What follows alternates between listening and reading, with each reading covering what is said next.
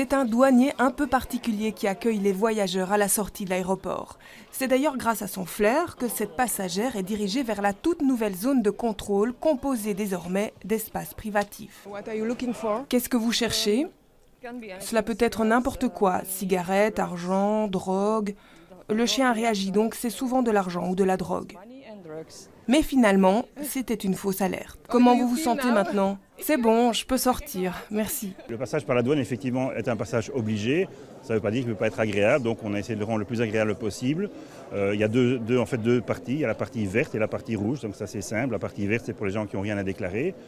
Ça ne veut pas dire qu'ils ne seront pas contrôlés, mais en tout cas, ils disent, voilà, je n'ai rien à déclarer, je passe. Et la partie rouge, c'est pour les gens qui disent, voilà, j'ai quelque chose à déclarer et qui se présentent spontanément auprès des douaniers pour faire les formalités qui sont nécessaires. Fini d'étaler ses petites culottes au milieu des autres voyageurs. Et grâce à ce scanner, il y a moins de perte de temps. Chaque année, ces douaniers contrôlent environ 100 000 passagers, avec un intérêt particulier pour les vols en provenance des pays hors Union européenne. Quand on a les vols qui viennent hors de la communauté européenne, alors là, il est évident que, par exemple, pour la drogue, là, des vols qui viennent de l'Amérique du Sud sont plus problématiques qu'un vol qui vient de la Norvège.